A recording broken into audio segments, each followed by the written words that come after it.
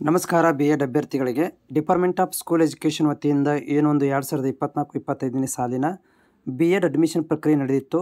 ಅದಕ್ಕೆ ಸಂಬಂಧಿಸಿದಂತೆ ಮತ್ತೆ ಏನಂತಂದರೆ 6ನೇ ಸುತ್ತಿನ ಕೌನ್ಸ್ಲಿಂಗ್ ಅಂದರೆ ಯಾರೆಲ್ಲ ವಿದ್ಯಾರ್ಥಿಗಳಿಗೆ ಡಬಲ್ ಸ್ಟಾರ್ ಬಂದಿದ್ದು, ಆಮೇಲೆ ಡಾಕ್ಯುಮೆಂಟ್ ವೆರಿಫಿಕೇಷನ್ ಆಗಿರಲಿಲ್ಲ, ಏನೋ ಸಮ್ ಕಾರಣಗಳಿಂದ ಮಿಸ್ಸಿಂಗ್ ಆಗಿತ್ತು, ಅಂಥ ಅಭ್ಯರ್ಥಿಗಳಿಗೆ ಇನ್ನೊಂದು ಚಾನ್ಸ್ ಕೊಟ್ಟಿದ್ದಾರೆ. 6ನೇ ಸುತ್ತಿನ ಕೌನ್ಸ್ಲಿಂಗನ್ನು ಮಾಡ್ತಾ ಇದ್ದಾರೆ. ಅದಕ್ಕೆ ಸಂಬಂಧಿಸಿದಂಥ ಮಾಹಿತಿ ಇರುತ್ತೆ. ವಿಡಿಯೋ ಪೂರ್ತಿಯಾಗಿ ನೋಡಿ. ಜೊತೆಗೆ ಚಾನಲ್ಗೆ ಹೊಸಬರಾಗಿದ್ದರೆ ಚಾನಲ್ ಸಬ್ಸ್ಕ್ರೈಬ್ ಮಾಡೋದನ್ನು ಮರಿಬೇಡಿ. ಸೊ ಈ ವಿಡಿಯೋದಲ್ಲಿ ಇನ್ಸ್ಟ್ರಕ್ಷನ್ ಕೊಟ್ಟಿರೋದೇನಂತಂದರೆ 6ನೇ ಸುತ್ತಿನ ಸೀಟು ಹಂಚಿಕೆ ಪರಿಗಣಿಸಿ ಅಭ್ಯರ್ಥಿಗಳಿಗೆ 6ನೇ ಸುತ್ತನ್ನು ಆಯ್ಕೆ ಮಾಡಿಕೊಳ್ಳುವುದಾಗಿ ನಮೂದಿಸುವುದು ಕಡ್ಡಾಯವಾಗಿರ್ತದೆ. ಅಂದರೆ ನೀವು 6ನೇ ಸುತ್ತಿಗೆ ಏನಾದರೂ ಹೋಗಬೇಕಂತಂದರೆ ಡಾಕ್ಯುಮೆಂಟ್ ವೆರಿಫಿಕೇಷನ್ ಮಾಡಿಕೊಂಡು ಮತ್ತು ನೀವು ಆಪ್ಷನ್ ಎಂಟ್ರಿಗಳನ್ನು ಮಾಡಲೇಬೇಕು.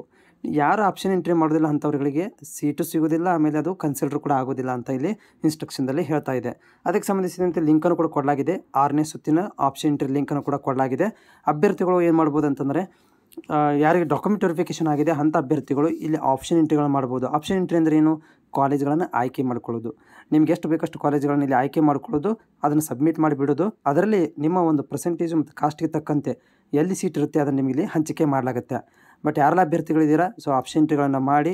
ಇದು ನಿಮಗೆ ಮೇ ಬಿ ಕೊನೆ ಅವಕಾಶ ಆಗ್ಬೋದು. ಯಾಕಂದರೆ 6ನೇ ಸುತ್ತಿನ ಕೌನ್ಸ್ಲಿಂಗ್ ಮಾಡ್ತಾ ಇರೋದು ಅಂತಂದರೆ ತುಂಬ ಲಾಂಗ್ ಒಂದು ಪ್ರೊಸೀಜರ್ ಆಗಿದೆ ಇದು 6ನೇ ಸುತ್ತಿನ ಕೌನ್ಸ್ಲಿಂಗ್. ಇದು ಕೊನೆಯೇ ಕೂಡ ಆಗ್ಬೋದು.